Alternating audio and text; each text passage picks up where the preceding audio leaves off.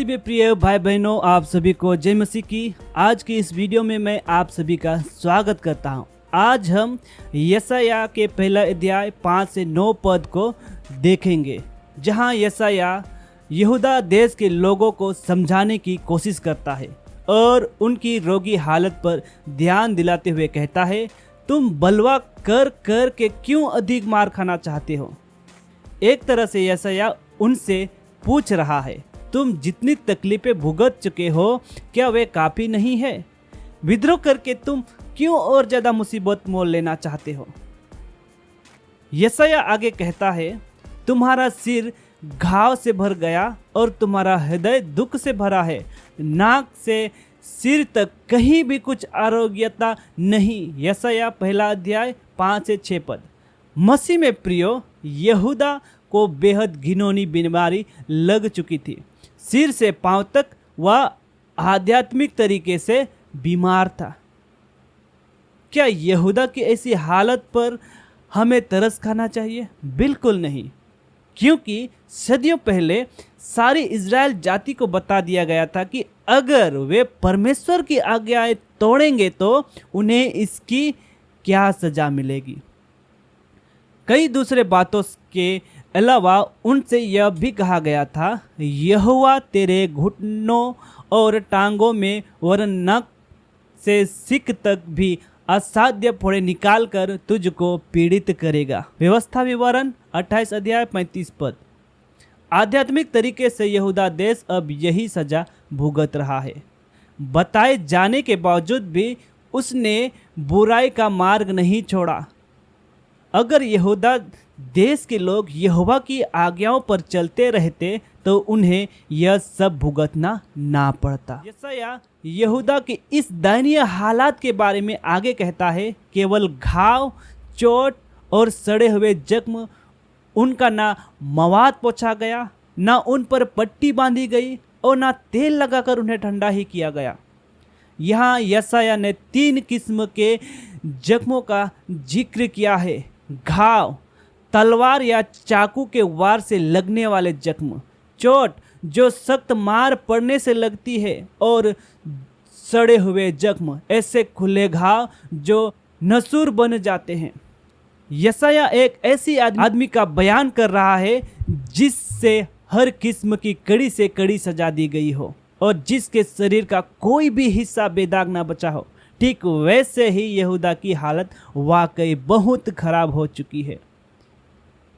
क्या अपनी ऐसी हालात को देखकर यहूदा पछताया और फिर उसने यहोवा की उपासना की? बिल्कुल नहीं। यहूदा ऐसे ढीठ की तरह है जिसके बारे में नीति वचन 29 अध्याय पहला पद कहता है, जो बार बार डांटे जाने पर भी हट करता है वह अचानक नाश हो जाएगा और उसका कोई भी उपाय काम ना आएगा। यह जाति अब लाइलाज हो चुकी है। जैसे यशायाह ने कहा, उसके घाव को ना मवाद पोंछा गया, ना उन पर पट्टी बांधी गई और ना तेल लगाकर उन्हें ठंडा ही किया गया। एक तरफ से यहूदा सड़े हुए घाव की तरह हो गया है जिसे खुला छोड़ दिया गया हो। किन तरीकों से हम आत्मिक बीमारी से बच सकते हैं? यहूदा देश के उदाहरण को देखकर हम सबक ले सकते हैं। हमें सावधान रहना चाहिए कि कहीं हमें भी आत्मिक बीमारी ना लग जाए। शारीरिक बीमारी की तरह किसी को भी आध्यात्मिक बीमारी लग सकती है। आखिर हम में से ऐसा कौन है जो कभी भी शरीर की अभिलाषाओं का शिकार नहीं हो सकता? हद से ज़्यादा सुख विलास की चाहत और लालच हमारे दिल में आसानी से घर कर सकता है। इसीलिए हमें अपने आप को यह सिखाना होगा कि बुराई से घृणा करें और भलाई में लगे रहें। रोमियो 12 अध्याय 9 पद। इसके अलावा हमें अपनी रोज़मर्रा की ज़िंदगी में परमेश्वर की आत्मा के फल पैदा करने की ज़रूरत है। गलातियों 5 अध्याय 22 और 23 पद। ऐसा करने से हमारी हालत यहूदा की तरह नहीं होगी जो सिर से पांव तक आध्यात्मिक रोग से भर गया था। रोग और घायल हालात का जिक्र यही खत्म करके अब यशायाह यहूदा देश के इलाकों पर ध्यान दिलाता है। वह मानो किसी ऊंची जगह से एक ऐसे मैदान का नज़ारा देख रहा है जहां अभी अभी घमासान युद्ध खत्म हुआ है। वह कहता है, तुम्हारा देश उजड़ा पड़ा है, तुम्हारे नगर भस्म हो गए हैं, तुम्हारे खेतों को परदेसी लोग तुम्हारे देखते ही निगल रहे हैं। वह परदेसियों से नाश किए हुए देश के समान उजाड़ है। यशायाह 1:7 कुछ विद्वान कहते हैं कि यशायाह की ये शब्द हालांकि उसकी किताब की शुरुआत में लिखी है, मगर असल में उसने अपने सेवाकाल में काफ़ी समय बाद यानी उस वक्त ये शब्द कहे होंगे जब दुष्ट राजा आहाज का राज था। इन विद्वानों की दलील यह है कि ये शब्द उजिया के राज पर लागू ही नहीं हो सकते, क्योंकि उसके राज में यहूदा के चारों तरफ ऐसी बदहाली नहीं बल्कि खुशहाली थी। माना कि दावे से यह नहीं कहा जा सकता कि यशायाह की किताब की सारी घटनाएं सिलसिलेवार ढंग से लिखी गई है, फिर भी यहूदा के उजड़ जाने के बारे में यशायाह के ये शब्द भविष्यवाणी जरूर हो सकते हैं। वह इस मायने में कि यशायाह ने यह अपनी बात कहने के लिए वैसा ही तरीका इस्तेमाल किया है जैसे बाइबल में कई दूसरी जगहों पर किया गया है। इन जगहों पर भविष्य में होने वाली घटनाओं को इस तरह लिखा गया है मानो वे पूरी हो चुकी है। इस तरह उनके अटल होने का और हर हाल में पूरा होने का यकीन दिलाया गया है। प्रकाशित वाक्य 11:15 से तुलना कर सकते हैं। यहूदा के उजड़ जाने की भविष्यवाणी उसके लोगों के लिए हैरानी की बात क्यों नहीं होनी चाहिए थी। जो भी हो, यहूदा के उजड़ जाने की यह भविष्यवाणी ऐसे हठीले और आज्ञा ना मानने वाले लोगों के लिए कोई हैरानी की बात नहीं होनी चाहिए, इसलिए कि सदियों पहले ही यहोवा ने उन्हें चेतावनी दी थी कि अगर वे विद्रोह करेंगे तो उनका क्या हश्र होगा।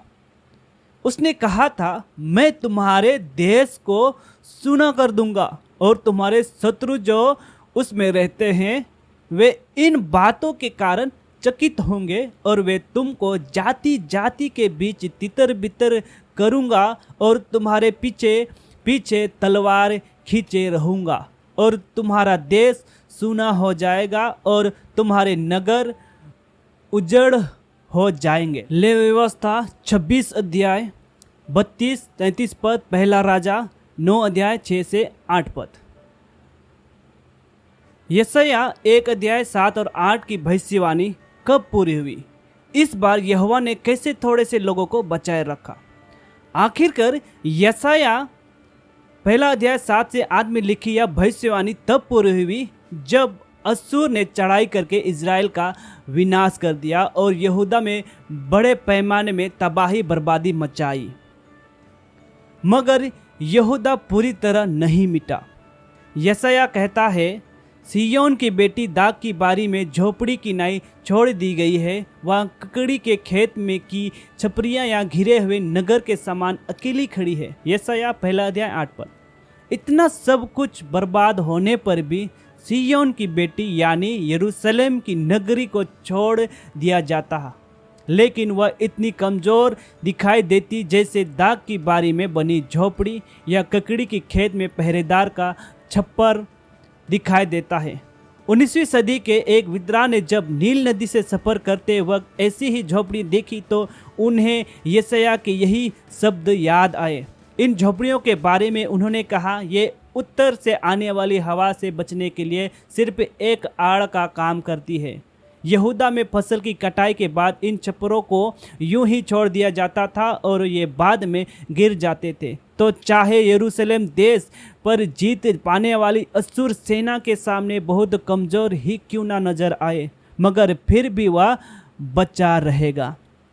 यशायाह भविष्यवाणी के इस संदेश को यह कहते हुए खत्म करता है, यदि सेनाओं का यहोवा हमारे थोड़े से लोगों को न बचा रखता तो हम सदोम के समान हो जाते और अमोरा के समान ठहरते। यशायाह 1:9। अश्शूर की जबरदस्त ताकत से यहूदा को बचाने के लिए आखिरकार यहोवा की उसकी मदद करने आएगा। सदोम और अमोरा के नगरों की तरह यहूदा देश भस्म नहीं होगा, वह कायम रहेगा। जब बाबुल ने यरूशलेम का नाश किया तब यहोवा ने थोड़े से लोगों को क्यों बचाए रखा? यशायाह के यह संदेश देने के 100 से भी ज़्यादा साल बाद एक बार फिर यहूदा पर खतरा मंडराने लगा। इस देश के लोगों ने अश्शूर से मिलने वाली सजा से सबक नहीं सीखा था।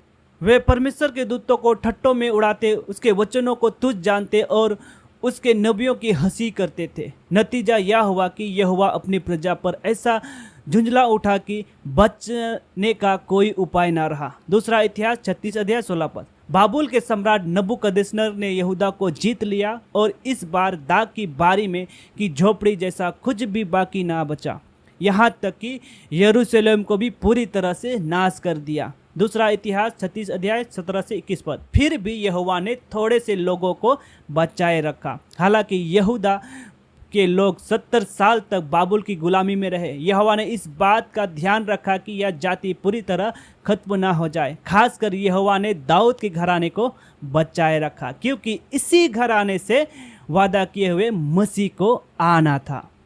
पहली सदी में यहोवा ने थोड़े से लोगों को क्यों बचाए रखा?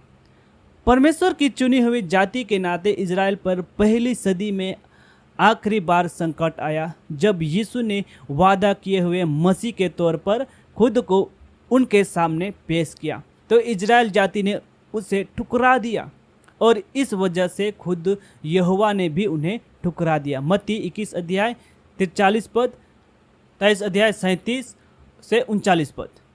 तो क्या इसके बाद धरती पर ऐसी कोई जाति नहीं रही जो यहोवा की चुनी हुई हो? नहीं, एक जाति थी। प्रेरित पौलुस ने दिखाया यशायाह 1 की 9 की भविष्यवाणी एक बार फिर पूरी होने वाली थी।